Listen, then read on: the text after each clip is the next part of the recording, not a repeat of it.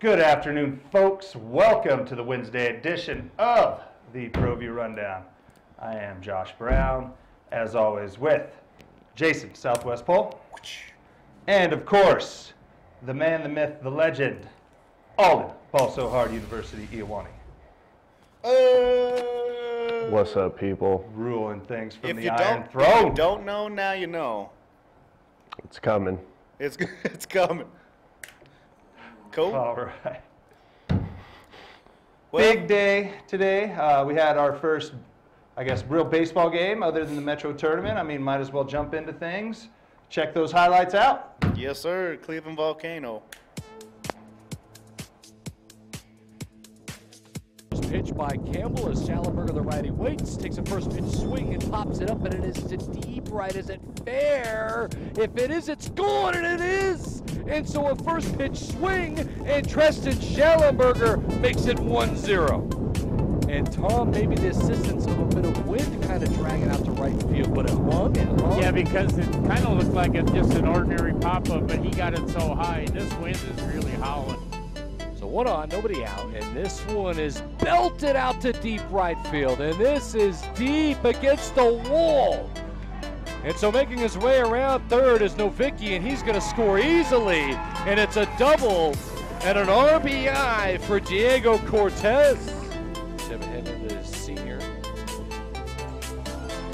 And this is going to get by, and look at this, Cortez going to make his way to home plate, and it's 2-1 Volcano. Over the left and fires off speed, and that is hit deep out to left field, and that is dangerous. Roddy sends this to the wall, and it's over the wall on a ground rule double. And so scoring will be Ryan Mraz to tie it at 2. And fastball, curveball, played at the plate. Schallenberger with a throwdown, and Healy with the tag. Throw it, and the tag, Schallenberger. What a toss by Healy against the wind. And Campbell fires, and that is struck into center field, and Schallenberger's going to be waved home, and there'll be no play at the plate. So it's an RBI single for Hoffman, and he makes up for his running error early. Here's a slow roller, and it does get by Campbell, and it's going to be a very difficult play to be made over at first. Yes, he got him. What a job by Coolidge. He had to come across his body on the slow speed. Disastrous, and this is going to get away from Healy, and he's going to have to cover it, or a runner's going to come across. And so that's the second. So it was Novicki. There's the throwdown at second. Got him. And he played the last game I saw. And Toledo's going to put this one up, and this is to deep right, and that baby is gone. It's a solo shot for Isaac Toledo, the pinch hitter. And so Shane Schallenberger looks like a genius, and it's 4-3 Cleveland.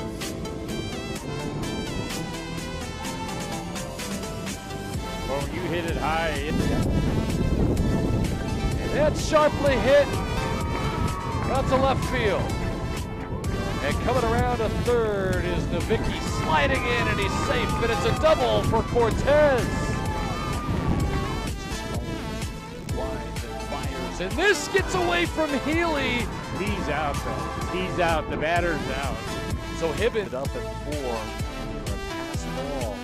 And this one is belted to deep right, back at the wall, and it's a walk-off. A 3-run shot.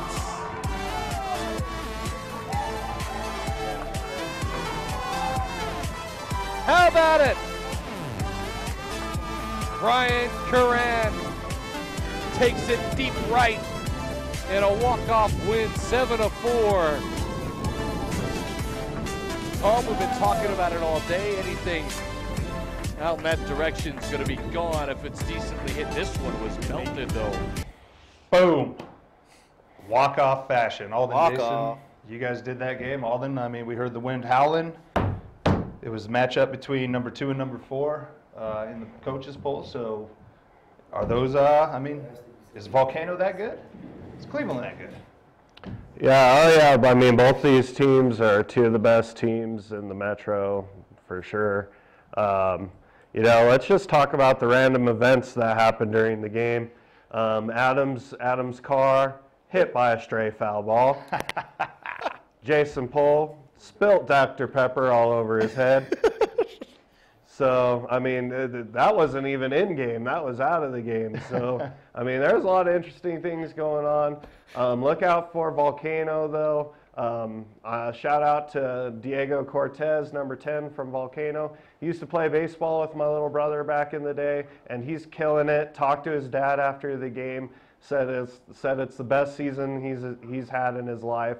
And I told him it's a great time. It's a great time to be playing your best ball. Huge shout out to him and the Volcano Vista Hawks for pulling it out. Hey, can't go wrong. And I mean, you saw Cleveland there. I mean, pinch hit homer to take the lead in the top of the sixth there. I mean, Jason, or top of the seventh. Yeah. I mean, Cleveland, I mean, they're always manned up, ready to strike. You think this is just, one down, move on to the next one? I mean, I think they're going to see each other in come state time. Of course, you're going to have to go through it. It's the same thing with basketball. They got killer district. That district's just killer. You got. I was impressed with Cleveland's catcher. I don't know if it was Schallenberger or not, but he was. I mean, 2 tagouts at second in one game is huge, just in general. And then he got a couple RBIs. I mean, Cleveland's looking good. The pitching's good for Cleveland. Volcano's pitching's good. Defense. There's a lot of strikeouts for sure. A lot of strikeouts. I was impressed. It was a high score for how many strikeouts there were for sure. Because I mean, combined, there was probably like 12 strikeouts, Jay, would you say? Yeah, I'd say at least. So it was a good game for our first baseball game. I mean, yeah, we did Metro, and I mean, for the limited what we've seen, Volcano, Cleveland look legit. I mean, and like you said, I mean, that District 1, I guess, is that killer district in all sports. I mean, basketball, softball, baseball. Hopefully the wind will hold up tomorrow, because tomorrow we're supposed to head out to La Cueva for that softball game. La Cueva versus Volcano? Volcano Vista from La Cueva. There it is. There. So I don't even know if we've ever even broadcasted a game from La Cueva softball field, but we're gonna figure it out and hopefully get it up if the weather permits. You guys know how windy it is out there, so. Hopefully the weather's on our side tomorrow and we can get that one up. That should be an interesting one. That should be a good one. I mean, La Cueva come back defending state champions, right, at the softball. So, I mean, look at that Volcano having a great year at 14-2. Seen Volcano play already this year too in the Metro Championship game against Rio Rancho. It was currently the #1 team in the state. So, Rio Rancho, I mean, they're just hitting it out of the park, and Volcano's definitely got some of that power from what I saw in that game. So it should be a good matchup. Nice, looking forward to that one. And then, I mean, you mentioned Rio Rancho. We're going to see Cleveland again. Cleveland, Rio Rancho, the nightcap Friday night, 6 p.m. start under the lights. Under the lights, both 16-2. I guess. Well, Cleveland now 17-2, or no, 16-3. Excuse me. Yep. Don't even remember the highlights we just watched. So that should be a nice one. I mean. Coach Murphy has them going. The Rams going good. What are your expectations on that one? This is going to be a great game. I mean, two of the premier classes, or 2 of the premier schools in baseball over the years in general. Rio Rancho, really hot right now. Cleveland, I mean, they're legit last night. It's. I don't know. We'll have to see a rematch between them and Volcano when the weather's kind of calmed down, because that definitely played a factor into it. But Cleveland last night, I mean, first pitch of the game jumped off the board with the home run. So I mean, Cleveland's no slouch. This is going to be a great baseball game. Friday night under the lights in Rio Rancho. I mean, the 2 schools, premier schools in Rio Rancho against each other. Doesn't get much better than that. Yep. Well, hospitality's on point. Rio Rancho. Ken does a great job out there taking care of us. So Ken's the man. Can't go wrong. Well, actually, Adam Dale's in the building. He just walked by and gave me the signal for commercial. So, Jason, I guess let's roll that top 10. Come back after this.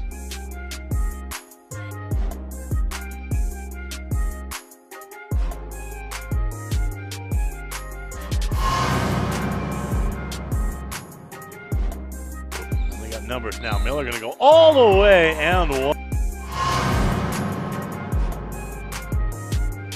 Comes Taylor. Taylor, a little step through in the lane, high off the glass.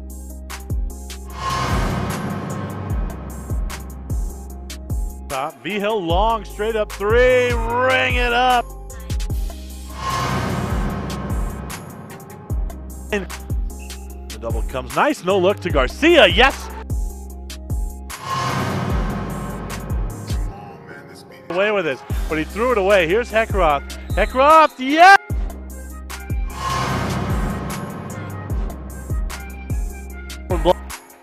Boatman going all the way off the window.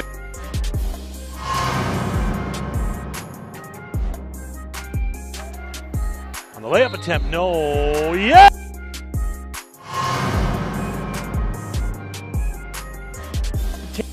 Gilliford puts one up to beat the horn, yes!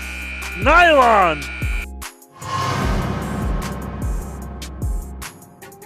Heilman, then it's lost. Nice steal. Oh, Foster comes over from the weak.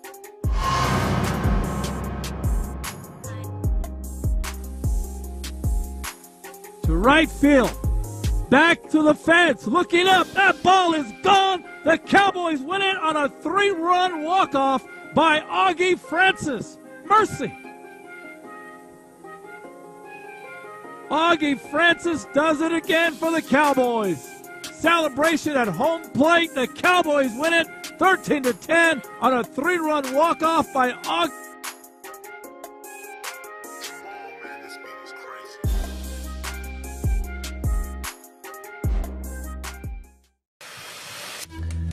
High school sports are back.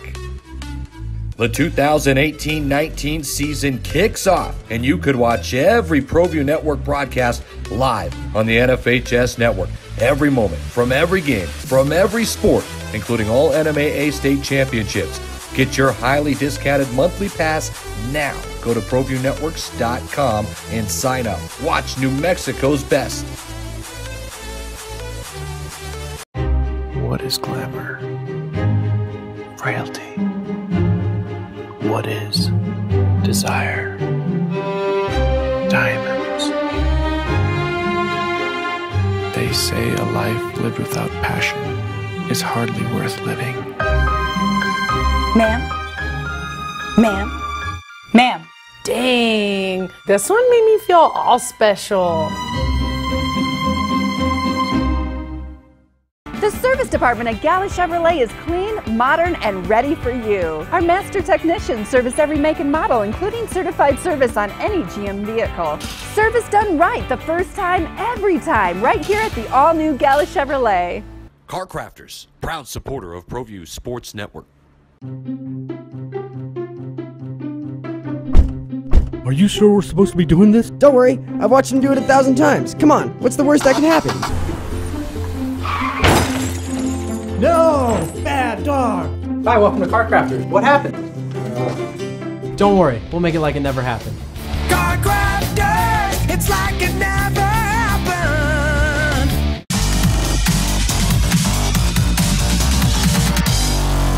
Hey, welcome back to the rundown. It is time for that. That time? It's that time. Albany, also Harvard University. All right, hype or not hype with all then. Let's get right on to it. We knew Dwayne Wade was going to retire. Now Dirk Nowitzki. All then, you hype or not hype on their kind of retirement tours from the NBA teams around, giving them presents and everything. Are you hype or not hype on that? I'm definitely hype. You know, I'll start with Dwayne Wade. You know, I feel like every kid when Dwayne Wade came into the league in 2000, in the mid-2000s, and everybody saw the full abilities of the Flash, you know, and he would do that spin fadeaway. I feel like everybody practiced that for a while. And you know what? He took Shaquille O'Neal and won that first championship against Dirk. And, you know, and he's a crucial part of building that super team down there in Miami. I mean, he was LeBron. If you look at it this way, he was LeBron James's mentor. Like, that's got to mean something. Didn't like, think of that way. Like he was the one who put that championship mentality into LeBron James, and you know, Dwayne Wade's going to be missed. I've never seen somebody hit as many crazy and one shots as Dwayne Wade. Like, he'd literally just get fouled and just throw it up and it'd go in. I mean, what a magnificent player. And you know what? His legacy in the NBA is going to be forever remembered. And also, Dirk Nowitzki. I mean, come on, man. I mean, ambassador to the game, the stretch four position. I mean, this guy created it, man. And all these tall guys out there, DeMarcus Cousins and stuff, shooting threes. You got to thank Dirk Nowitzki because if he didn't do that, if he didn't make that stretch four, where they're like, dang, 7-footers can shoot 3-pointers. And I mean, just the fact that he is from Germany. I mean, 2 NBA finals. I mean, this guy was the real deal for almost 20 years or however long he's been in the league. I mean, Dirk. I mean, and you know how it was funny how I was talking about earlier about how Dwayne Wade beat Dirk Nowitzki in that 2008-2007 finals or whatever. Well, Dirk got his revenge and beat Wade's super team down there. Him, Jason Kidd, that was legendary. All those boys. Jet, Jason Terry was on there. Yep. So I mean, two world-class guys. I mean, 2 guys who stayed with the team that drafted them all the way to the end. I mean, I definitely respect these guys. They're first-class guys. NBA is going to miss them. I'm going to miss them. I mean, Wade's coming up with all kinds of crazy shots this year on his going away tour. So yeah, and I mean, I'm going to miss playing as Dirk in 2K because you could just you literally just go to any corner and he is just money all the time, no matter what. But you know, 2 great players, 2 Hall of Fame players, hands down, easy. Definitely going to be. The league's going to miss them. Hope they can stay around because have some role in the NBA for their teams. Because I mean, and also too, his impact on just like the Mavericks in general. Like look at all these like international players that they have on their team now, and the rookie they just got this year. That's pretty much just like a souped up version of him. Yeah, right. You know, so. The NBA is definitely going to miss these guys. Okay, yeah, definitely Dirk. I mean, I guess, like you said, he was that paved the way for the international superstars. He was the first, I guess, that big name guy. I mean, from 2 Hall of Famers to a 3rd one being pushed out by a future Hall of Famer, Alden, hype or not hype on Magic Johnson stepping away? You know, I'm gonna say hype because you know what, poor Magic Johnson, like. I was watching that thing last night, or just like him quitting, the interview of him actually resigning, and he was sad. He was tearing up, you know. I felt like it was the first time in his life where he finally found out that like the name Magic Johnson does not have as much weight as it used to back in the day, you know. I mean, and it's hard, you know. You get LeBron James, you think you're gonna get a full season of him. He didn't even play. I mean, he only played like 50 games this year. So, and then he just couldn't get any of the free agents to come or pull off a trade to get one of these free agents to come. And, you know, I think he wants to be more like super fan Magic Johnson anyway. You know, I think he wants to sit there and he wants to tweet. He wants to, doesn't have to worry about tampering. Sit in the VIP section, you know, and with me in the Ball So Hard section, you know, come back, Magic Johnson. We love you, man. We love you. You know what? He's like a founding father of the Ball So Hard University. You know, so you know, Magic's gonna be all right. He's gonna go back to just the business aspect and just being one of LA's loved sons, and you know, he doesn't have to worry about the basketball side anymore. And I think he's happy about that. I'm still owner of the Dodgers too, so I mean, maybe you're right there. Maybe leave basketball for what he wants to do. Hard, like you said, that's for sure. We can do all that, but I mean, but is this a signal of? I mean, maybe all of those franchises who are known in the past to win all those championships. You know, Lakers, you're hearing with them. Nobody really wants to go there. You see it, UCLA. They couldn't pull the guys away. I mean, the coach from Tennessee decided to stay there. They're down and now took the guy from Cincinnati. I mean, good coach, but their 4th choice. I mean, is that what we're trending now? We're seeing all these, how everybody used to have the nostalgia. Oh, man, they were a dynasty back in the day. To now, is it, I mean, who cares? Is that what we're seeing here? I think a little bit. I think a little bit has to do with just like when you're trying to restore like the glory years. I mean, that's the thing though. That's why these coaches from these mid-grade schools are going to, are like the guy from Cincinnati, you know? Like, you might be that guy who brings the glory days back. And that's one of the things when you go back to these historical programs and stuff like that. But, you know, I think as far as the NCAAs go, I think one point I want to bring up is that I think it's interesting that the past couple years that a lot of these lower tier schools have been making it to the Final Four. And you know why? Because they're senior-led teams. They're not just like talent. Like, talent's enough to get you to that Elite Eight. But I mean, as like this year, Texas Tech. I mean, it's not like that's what I was hearing on like the radio and stuff. People were freaking out. It's like they were a 3 seed. Right. It's not like they were. Yeah, like, they weren't the 12 seed. Or 16. Like James Iotis put it yesterday on the sports desk. Like these are 2 of the top 12 teams in the country. Like as far as the seeding goes, you know what I'm saying? So. Yeah. But you know what? I like that as far as Magic goes, though. I like that he tried to, you know, bring a little bit of the showtime back. But I think it was a little bit too late. Yeah, I think it was a little too late. I think LeBron, as much as I like LeBron, I think after he put up that 50-point game in the finals and they still lost, I think he mailed it in. That was it. Yeah. Until he gets another super team, he's mailing in. I mean, could this be? I mean, Adam left the room, but I'm trying to save it. Is this LeBron's fault?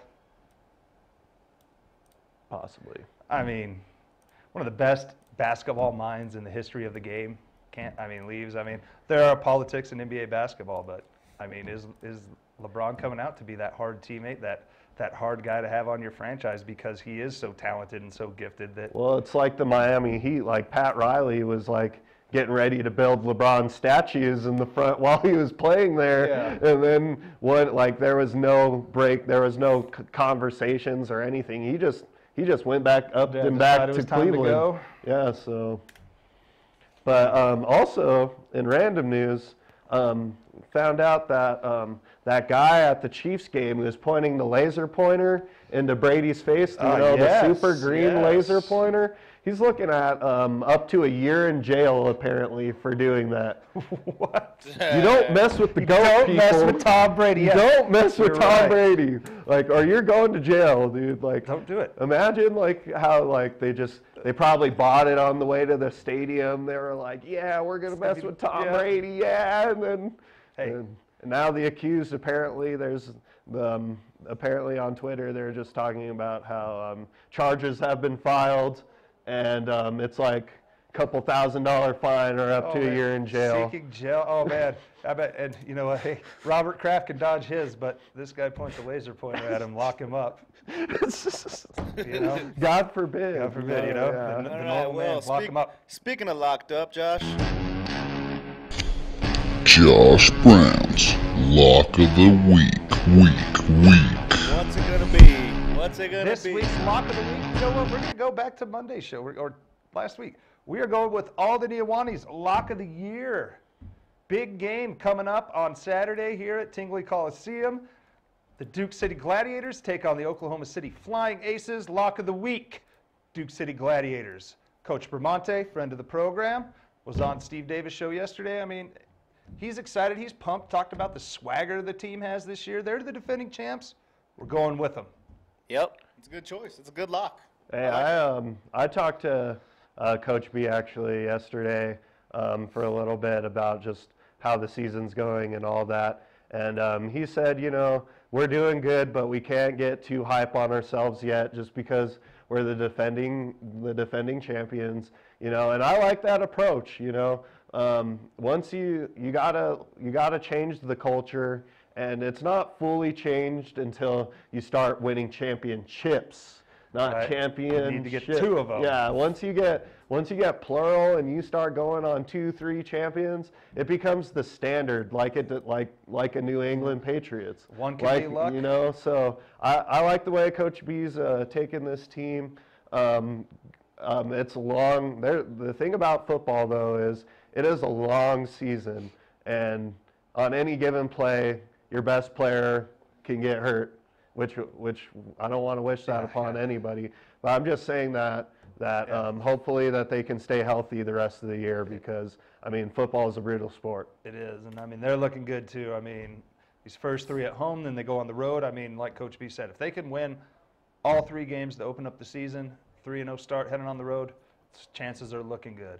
And the way they're doing it, I mean, I have no doubt that Coach B will keep them, you know, focused on the prize, because they're not just beating people; they're killing people this year. I mean, Amarillo, past 3 years, has been by far their toughest opponent, their rival, and I mean if John Harbaugh is coming to the game to check them out, I mean, they got to be worth checking out, right? Right. I mean, hey, so there we go. I mean, looks like we're about hitting that time, Jay. I mean, It's about that time. what do we got here? Anything else from the booth? Nope, I ain't got nothing. But All right. solid show. Yeah. Oh yeah, Sunday. I guess there's an event Sunday or something. Some kind of event. Sunday, sometime event. See, you're gonna see the chase for this throne I'm sitting on right now. Hey, Game of Thrones premiere, people. You know what? It's from the very beginning, season 1, that death of Robert Baratheon, the death of Ned Stark, to now. Hey, maybe that was a teaser. Could Alden be the new king? Bum, bum, bum! I got Dead Dragons on lock. We're ready to go. Hey, man. White Walkers.